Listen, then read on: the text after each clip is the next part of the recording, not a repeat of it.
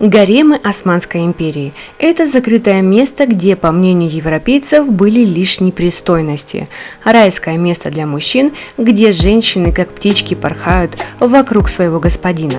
Согласитесь, что и мы представляем гарем не так, как он выглядел на самом деле. По истории гарем – это место, где проживают женщины. Туда входят не только наложницы, но и сестры, матери, султанов, рабыни. Иерархия гарема очень велика, но возникает вопрос, по каким стандартам принимали наложниц и почему. В гаремы не могли попасть мусульманки, Коран запрещал их убрать в рабство. Как мы знаем, султаны не совершали браков, а держали рабынь. В основном девушки были албанками, гречанками, черкесками, украинками. Султаны редко посещали таких наложниц, они больше любили женщин, которых им дарили крымские ханы и другие государственные деятели. Все это делалось с целью укрепления своих позиций в политике. Отбор в гарем проходил очень тщательно, было несколько этапов. Многие женщины не проходили их и попадали прямиком во служение гарема. Первым делом проверяли внешность наложниц, грудь и женские прелести. Внешний осмотр рабынь – это первое унизительное испытание новоиспеченных рабынь. Проверяли кожные покровы, зубы, волосы, ногти. После проверяли девушку на девственность. Но могу отметить, это было не самое важное. Девушки не могли пройти отбор из-за большого размера груди. Проверяли размер женской прелести. Если она была слишком широка, то девушку тоже списывали. Считалось, что такая женщина не смогла бы доставить удовольствие султану. Наложница должна была быть хрупкой и стройной. Было отмечено, что Хюррем была красивой и утонченной женщиной. Она только к старости располнела. Несмотря на это, ее также считали красивой и изящной. Когда наши девушки с самыми лучшими параметрами были отобраны, их ждало следующее испытание – ум и навыки. Девушек начинали проверять на инфекции и болезни.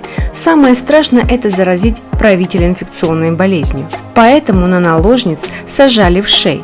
Повитухи считали, что если вши прижились, то девушка не болеет чумой, проказой и другими гадостями.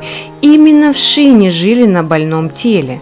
После вшей девушек проверяли на наличие храпа и ночных разговоров во время сна. Считали также, что это показатель того, что девушка больна не только физически, но и морально. Если ночь проходила хорошо, то девушка проходила дальше. Наложницы уходили в специальные комнаты, где месяц сидели на карантине. После заточения их ждало обучение. Несколько лет рабыни познавали науку. Наложницы султана должны знать несколько языков, разбираться в поэзии, читать Коран. Девушка проходила обучение в танцах и игре на музыкальных инструментах.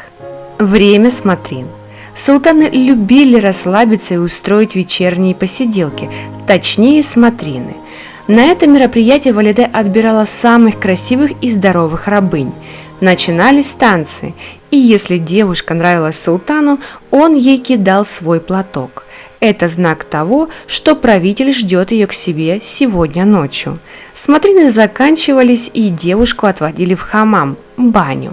С кожи наложницы удаляли все волоски, натирали маслами и благовониями, красиво одевали. В красивых и дорогих одеждах девушку вели по золотому пути, и именно в эту ночь девушка станет женщиной. Девушка вползала в покой к своему султану и ползла до его ног. После поцелуя ног султана она укладывалась в постель под одеяло. И тут самое интересное – султан не должен был видеть свою прелесть во время процесса с наложницей. Было поверье, что если султан увидит свой орган, то дети могут родиться горбатыми. Считают, что появление Джихангира – это следствие того, что Хюррем и Сулейман подошли несерьезно к его зачатию, и Всевышний наказал их. Султан не был один в спальне со своей спутницей. По краям постели стояла стража. Она наблюдала за всем и смотрела, чтобы наложница не захотела убить султана. После ночи с султаном. Если наложница забеременела, ее отправляли в старый дворец вынашивать будущего наследника. Если рождался мальчик, наложница больше не могла посещать султана. Если появлялась на свет девочка, то у наложницы был еще один шанс. Роксолана полностью поломала традиции гарема и смогла родить султану 5 мальчиков и 1 девочку. После Хюррем такая политика распространилась на других султанш.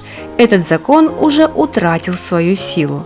Если рабыню султан не замечал долгие 8 лет, то ее отдавали замуж. Многие были рады взять к себе наложницу султана в жены. Она красиво, образована и воспитана. Странные султаны. Из всех султанов, что вошли в историю, отличился Ибрагим Безумный. Он приказал сделать зеркальную комнату и там любил играть с наложницами в лошадей. Он жеребец, а рабыни лошади. Султан по очереди вступал с ними в связь и разглядывал все это дело в зеркалах. Однажды на прогулке он увидел корову, и ему так понравилось это животное, что он попросил найти ему похожую девушку с длинной женской прелестью. И ему нашли такую женщину. Ею оказалась 150-килограммовая Мерьем, которая радовала султана в годы его правления. Конечно, другие султаны тоже были отмечены в странных поступках, но тут уже поступки были другого характера. Это казни и избиения рабынь. Неудивительно, так как психика у наследников была отбита напрочь. Наследники уже с детства видели, как казнили их братьев, и боялись за свою жизнь.